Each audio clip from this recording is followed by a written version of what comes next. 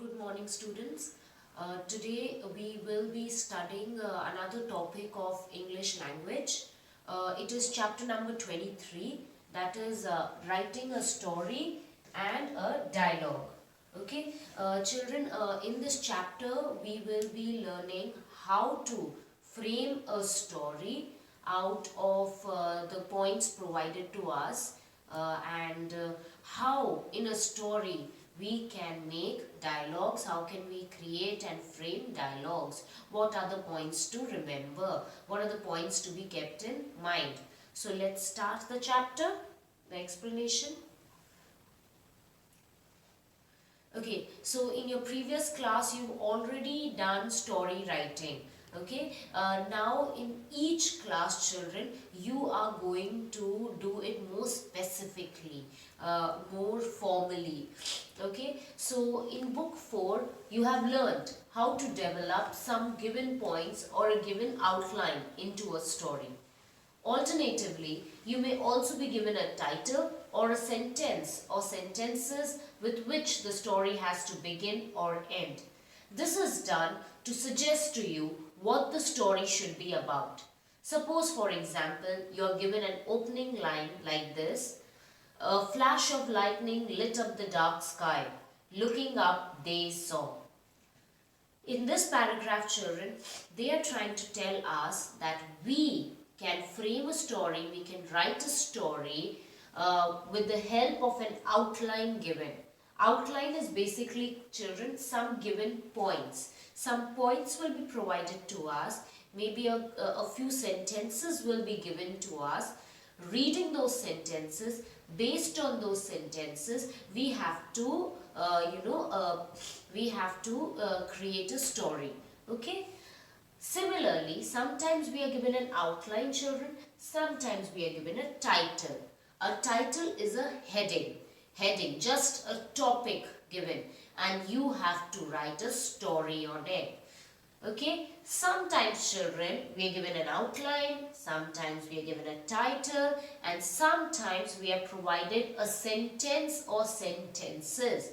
Like this example: "A flash of lightning lit up the dark sky. Looking up, they saw." This can be the beginning of a story or the end of the story. The story has to be based on this sentence. Okay, you cannot go away from the sentence. This sentence is trying to tell us there is a flash of lightning, maybe a dark rainy night. Okay, you cannot be writing over here about a festival or a celebration, a party. You need to stick to the sentence. This is what your story is supposed to be based on. Okay, now if I'm talking about the title, children, the title meaning, sometimes if I give you a title, a happy day. So you will be writing a story about a happy day. A clever minister. So you will be writing a story about a clever minister. A good boy, the greedy dog. So you will be writing the story based on these titles. You are understanding, children? Sometimes we are given a title, sometimes we are given a sentence or sentences, and sometimes we are provided an outline, a group of points based on which you can write a story. Quite naturally, you are not expected to write about a cricket match on a sunny day. So they are telling with regard to this sentence. Here it is a dark night, maybe a rainy day because of the lightning. So we cannot write about a sunny day and a cricket match. It's quite contradicting to the sentence provided to us. We have to write something related to the sentence.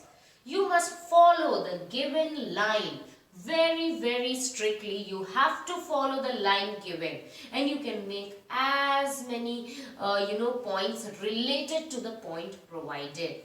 Okay, if you're given a title like "An Unwelcome Visitor," so an unwelcome visitor, you can tell about a stranger that came to your house, entered into your house.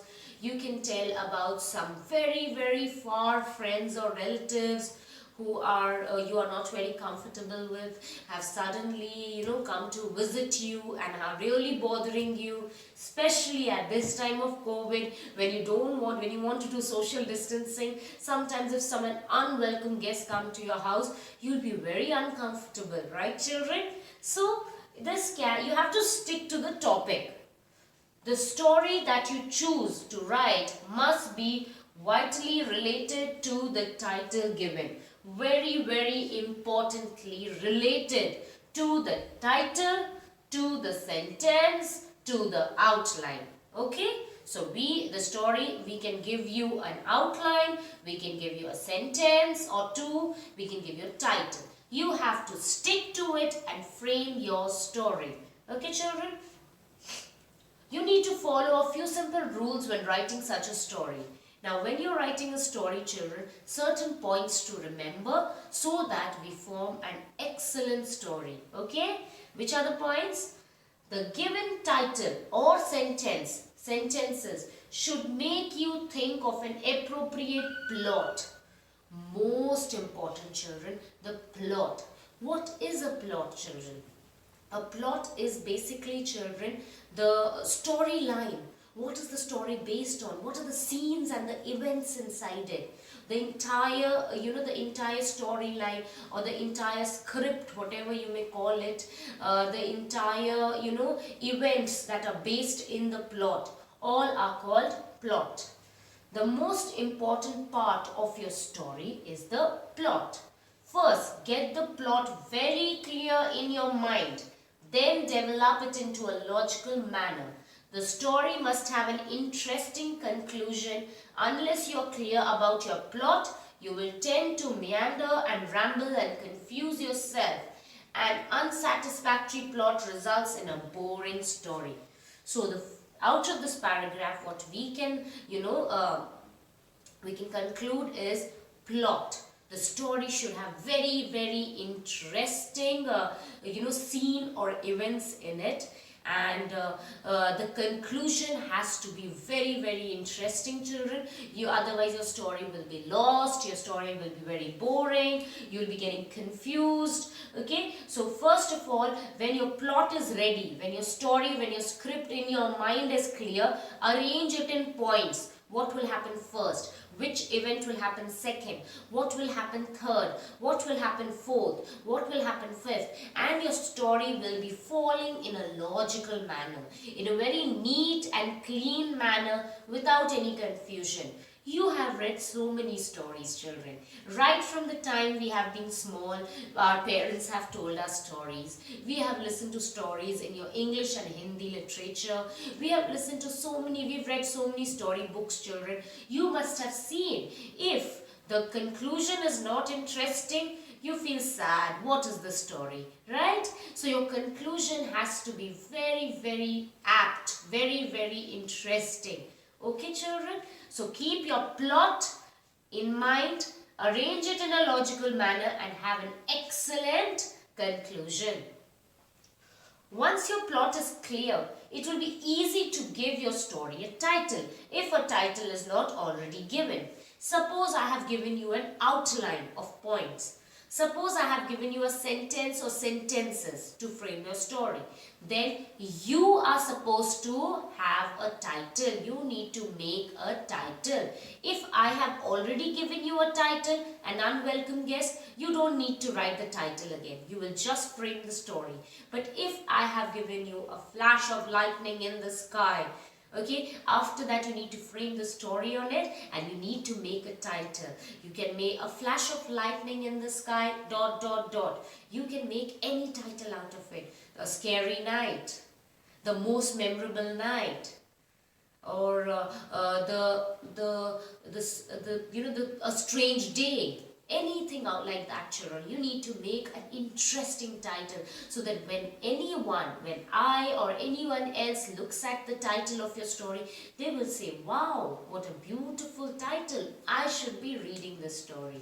Okay? Many great authors have written stories in the first person, where I is the main character. Since you are just beginning to learn how to write a story, avoid using the first person. This will help you to learn the difference between an essay on a personal experience and a proper short story. Introduce characters into your story and give them names and parts to play. This will make your story interesting and readable. Okay, so children, over here, the point that they are trying to tell us while writing a story is that when we write an essay, we write it in the first person. We say that I love to do this, I went for a picnic over here, I had a very bad day. We are writing in the first person, okay? We could not complete that. So when we are writing a story, we should not write in the first person, otherwise it will look like an essay. So for a story to look different from an essay, the short story that we are learning how to write should be written in the second or the third person. Okay, along with that, to make it more interesting, try to fit in characters, children. Different characters, give them different roles to play, and this will make your story very interesting. Introduce some conversation dialogues in indirect speech. This should help your story to move forward. Conversations, however, must not be like this. Hi, said Peter. Hello, said Mary. How are you? Asked Martin. Very well, thank you, answered Sanjay. You saw this conversation, children? It looks a very, very simple and very boring, because they are not actually creating a conversation. They are just saying basic words. Hi. They are just responding to each other. How are you? I'm fine. What to do? Let's play. This is sounding boring. Your dialogues should not be very short. Your conversation should not be very lengthy. It should just be apt. Let's study the other conversation. Oh my God, exclaimed Akbar. I think we are lost. I can see a light in the distance, said Martin in a trembling voice. Shall we move towards it? It seems rather dangerous, said Shyla. Let's go towards it anyway, said Martin. We have to find a way out of this mess. And so the children moved towards the light in the forest. Such an interesting story. You know, you could actually feel the danger, children. You could actually experience yourself in the place of Akbar, Martin, Shyla, because their dialogues are so realistic. So children, for you to have your story interesting, make your dialogues very interesting, not very basic and small. Okay, so dialogues are very important parts of your story. They should be in direct speech, as if you're talking, as if you're expressing yourself. This conversation definitely adds to the story. The words you use in your story must be carefully chosen to help create an appropriate atmosphere or heighten the effect you are aiming at. You may use contractions and interjections in conversations dialogues of your story. This will make the conversation dialogue sound real, that is the way people actually speak or talk. Now the next thing they are telling children, in our conversation, in the story, we should use contractions and we should use interjections. Now contractions, children, you remember the chapter we studied of contractions? It is when a big word is shortened with the help of an apostrophe, like can, not, can't, did not, didn't. So like that, this is a very casual way of expressing, and it is not used in formal writings. But when you're writing a story, you want to show realistic way of talking. So people usually use contractions in their conversations, so you can use it in your dialogues as well. Interjections. Now interjections, children, are various expressions like ouch, I think I hurt my toe. Oh, such a cute dog. So, awe is basically telling how adorable the pup is. And ouch is actually making us experience the pain of the speaker. So, basically, children, these words are called interjections. They are expressing the emotion of the speaker. Okay? You may use contractions and interjections in conversations and dialogues of your story. This will make the conversation dialogue sound real. That is the way people actually speak or talk. You should write your story in the past tense. For the story, you will be narrating an event or events that have already taken place. So your story has to be in the past tense because you're narrating an event that has already happened. So these were the points, children, for writing a story. Okay, now in the story, as I told you, the plot, the characters and the dialogues are very, very important. So how to write a dialogue, children? Let's study writing a dialogue. A dialogue is a conversation between two people. Sometimes you may be asked to write a dialogue between two animals or two inanimate objects. Remember that there is always a difference between the spoken and the written form of a language. When we speak, we use many words and expressions that we do not use when we write. Just as we behave more freely when we are amongst friends than when we are among people we do not know so well. Some of the rules that you should follow when writing a dialogue are: now, first of all, children, in this introduction, they are telling us that dialogue writing is very important. What is a dialogue? It's basically conversation between two people. The conversation can be between two human beings, it can be between two animals, it can be between two inanimate objects, between two non-living things, just like your cartoons. Right? Your cartoons have dialogues where maybe suddenly a table is talking to a cupboard, or maybe a cat is talking to a dog. So like that, your conversation has to be lively because of your dialogues, dialogues that you are creating between the two people. Okay? Now what rules have to be kept in mind before framing dialogues? Your language must be simple and direct. For a dialogue represents actual speech. Two persons are speaking to each other as if in real life. Though your language may be colloquial, avoid the use of slang, that is expressions or words that are not regarded as polite or acceptable. Now this is very important, children. In the introduction also they specified that when we are talking, children, then we always get a little informal.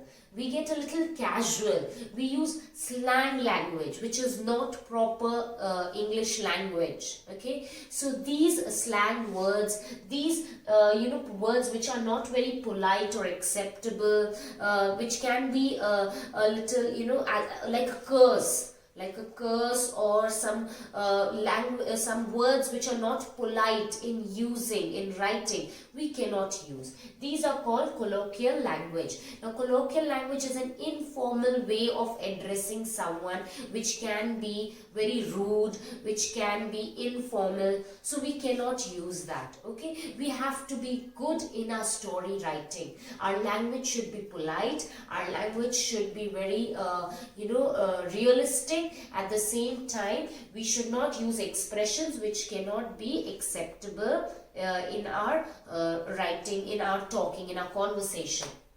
You may use contractions or interjections, but we can use contractions and interjections. Contractions and interjections are part of informal language, are part of our daily life conversations. Why didn't you go there? So didn't is a contraction. And interjections are very expressive words which show our expressions like ouch, like awe, like bravo, like wow. Suddenly you express your emotions. So these can be used to fill life into our dialogues. When writing a dialogue, always keep in mind the situation in which it is taking place. Keep to the point and do not make your dialogue too long or involved. So your dialogues, if they are very lengthy, the reader will get bored, children. So your dialogues have to be not very lengthy, not very short. They should just describe the situation. They should be fitting the situation. The plot, the scene, the event, the situation should demand as many words it is demanding, that much the character should be speaking, not very lengthy dialogues. Human characters must be given names. Put a colon after the name of the speaker, then write the words spoken. See the example given below. Okay, so when we are talking about dialogues, children, the human people should be given names like Ram, like Sita, like Raman, like Suresh, and then put colon and then write what they are talking, okay, in their dialect speech.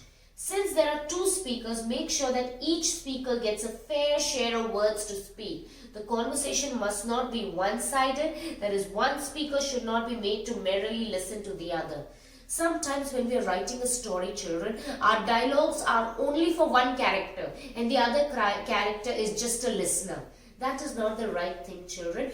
Give apt number of dialogues to both the characters who are talking to each other, who are having a conversation, so that it's more lively, it's more interactive, children, right? That's what a conversation is about. Two people talking and discussing. It cannot be one-sided, only one character talking and the other one listening. So children, that's the end of our topic of writing a story and writing a dialogue. Okay, now children, you are going to write stories and dialogues. There are 4 exercises. Exercise A, B, C, D in this chapter. Exercise A, B, C are involving, for you to write a story. Okay, and they're given plenty of options, children, but you are going to write one story under each exercise. So exercise A, one story, exercise B, one story, and exercise C, another story. So 3 stories you will be writing, and these stories, children, will be based on an outline, a title, and a sentence. Okay, so you can check the exercises and do it accordingly. The next part of the chapter, that is writing a dialogue, another 2 exercises are there. So I will be explaining you how many dialogues to be attempted in a message. Please do the needful in your English language notebook. Thank you, children. Have a nice day.